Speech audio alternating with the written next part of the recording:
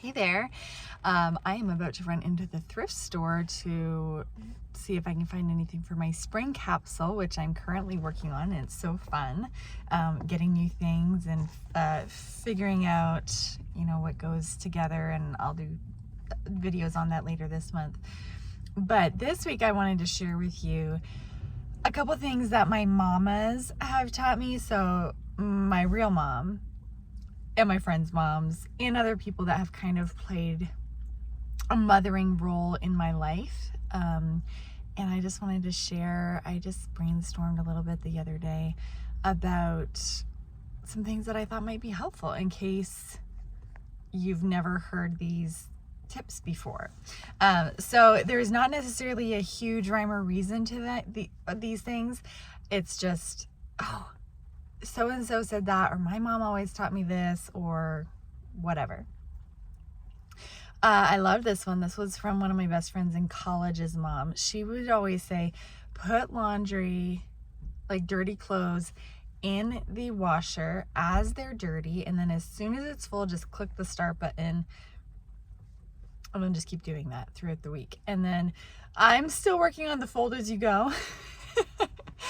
I am really good at having clean clothes on my house.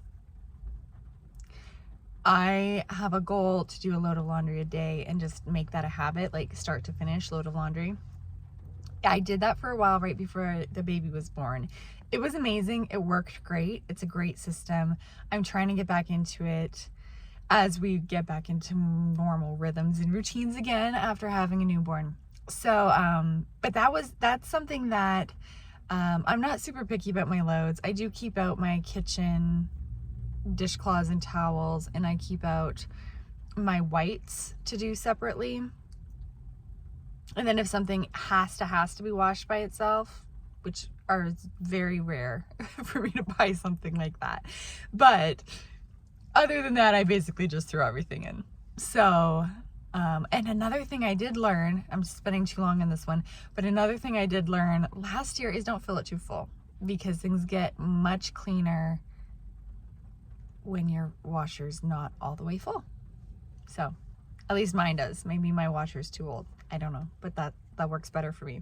Okay, if it's less than 5 minutes, if it's gonna take less than 5 minutes, just do it. So, if you're in the washroom and you see that it's dirty, this is something I started when I think was pregnant with my third, is having those wipes just at least in the bathroom so that you can wipe down the toilet, wipe down the sink if it's really dirty, and just get it done really fast. And then your bathroom's clean. I need to get better at that one too. But that leads into another one I have written down here, and that is clean the bathroom before company comes. A lot of you probably already do that, but this is something that just is stuck in my head of, my house does not have to be perfect for people to come over. I don't want people to feel like they can't come to my house, or their kids can't spill something, and I want people to feel comfortable.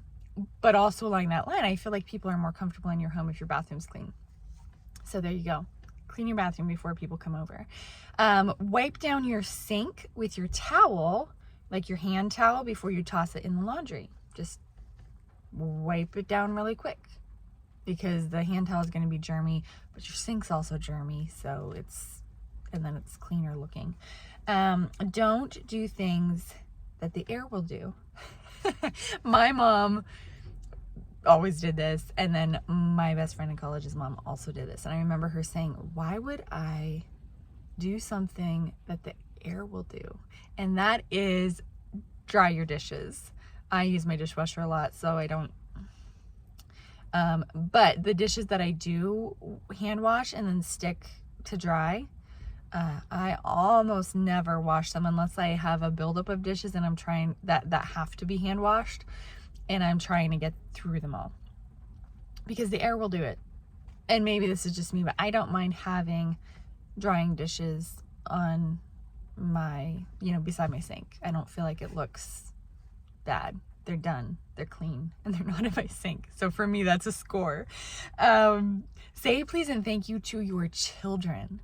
I had never really considered this or thought about this, but my mom always did this when we were growing up. And she also was very, teaching us to say please and thank you to other people.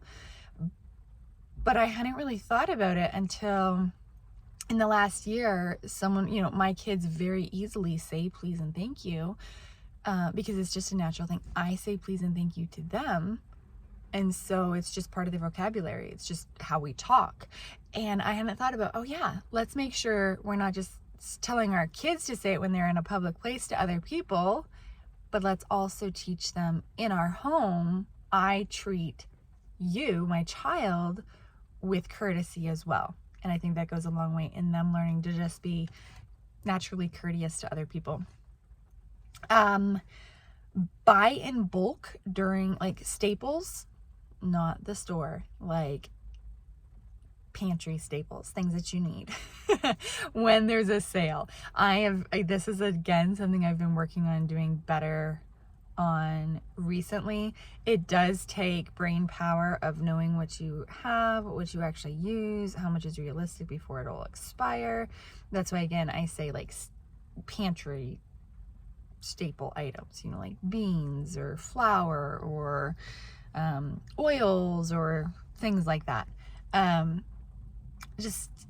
Over time will save a lot of money. I keep telling myself when I'm making decisions with shopping, groceries, clothes, household items, whatever, if I save $1, a lot of times I don't think it's a big deal, but if I do that 100 times, that's $100. And I can almost for sure tell you I've done that 100 times since I started doing that. So it just helps me. Buy out of season clothes and in season food. This is something we would always shop clearance with my mom. Or like we would try, it can be tricky sometimes, but try to buy like snow stuff at the end of the year for the next year. Sometimes if your kids are growing like weeds, like mine at times do, this can be a little harder. But I also try to get neutral so it can be used by a child, so like black snow pants or black boots or whatever. But try to buy your seasonal items out of season as far as clothing goes, and it's going to be a lot cheaper, and buy in season food, and that's also going to be a lot cheaper and fresher and all the things. Wait for the sale. Again, it takes a little bit of planning, a little bit of a like heads up. But one thing I did this last fall that so far I haven't regretted is buying a lot of my, again, shelf stable items during Black Friday. So I've started trying to, maybe this is too intense, but kind of trying to track how much of each thing I use a year, like say it's skincare or makeup or supplements, that sort of thing, all the things that go on sale on Black Friday. And so I try to track, okay, I use this many this year, this is how many I have in my what's it called, where I keep my extras, linen closet. But if you can wait for the sale, or even if it's an item that you really want and wait for the sale, my husband just had something really neat happen with that. An answer to prayer. He'd been wanting a commentary series. Actually, he'd been wanting a couple commentary series, and he's writing a full year devotion. It's really great. You can go to themondaychristian.com if you want to sign up for it. But the Bible in a Year devotional. And he got, he had been praying for some of the best commentaries for each section of the Bible to come on sale. And like in January, a commentary series that goes through the beginning of the Bible has hardly ever gone on sale, came on sale, which was amazing. And then he just started Joshua or Judges, and he had been praying for another commentary series, and it just came on sale. So I know, like, that was an answer to prayer, and that was really neat. But even just waiting for the sale will save you so much in the end as well. Use your leftovers. My mom was a big we eat our leftovers person. Not obviously if they're nasty, but when I try to meal plan, which is another tip, meal planning, when I meal plan, I try to, like, if I know I'm going to make tacos and have a lot of leftover beef, I try to plan a meal later that's going to use that leftover beef, like shepherd's pie, or now obviously your spices might be different, but try to even meal plan that if you have extra, which sometimes I make extra so I don't have to cook as much again the next night, but if you have extra, you can keep using it. And obviously I'm at home all day with my kids, my husband works from home, that makes it easier to use leftovers, but that's our lunch a lot of times too, is leftovers. Plan your meals ahead. Keep it simple when you're hosting. This was one of my, my mom was good at doing this too, but someone who verbalized it to me was someone when I lived in Virginia. She hosted so much, and she would say, Janann, keep it simple so that you can actually do it. And then she also, she said, especially if you were trying to train other people or encourage other people to host or have people over, or maybe lead a discipleship group or something like that. She said, you want it to be duplicable. Is that right? You want it to be able for anybody to do it. And if you do it all fancy and perfect, no one else is going to think they can do it. So one reason I'm able to host more frequently is because I try to keep it simple in the areas I can. And I maybe make several of the things homemade really nice, but then the other things are store-bought. I say yes if someone wants to bring something. Sometimes I use paper plates. Sometimes I use plastic cups. I always try to find, okay, what is my capacity right now to keep this simple enough that I can do it again in a couple weeks or next week or whatever the case. Here's another thing the same lady taught me. If everyone is doing it, look for another. If everyone's doing something one way, look for another way to do it. And this is something where it's kind of, I don't know that it's a competitive spirit, but I'll give you the example she was actually teaching me it in. We were at this big conference, and she is like, let's slip out early to use the washroom. Just a few minutes, we might miss like a couple sentences or something. But she's like, everyone is going to go straight to the washroom as soon as we're done this. So if we go a little bit early, or maybe wait and do it when everyone's done, we didn't have to wait in line. We were able to look at the booths. We were able to whatever. But that has stuck with me in different areas of life too, is like, okay, if everyone's doing it this way, what's another way I can do it? And look for the funny side. One of my best friends growing up, well, my mom did this a lot too. I have a great mom, sorry. Make things funny, allow things to be funny. Laugh at yourself. One of my friends, I just know every time I went to her house, we laughed and we laughed and we laughed. Actually, a lot of my friends' moms were great with this.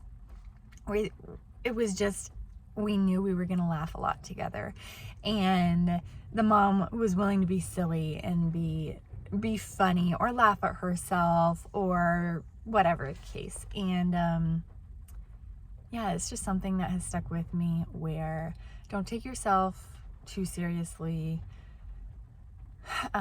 Laugh. If you do something and you realize it looks funny, laugh. If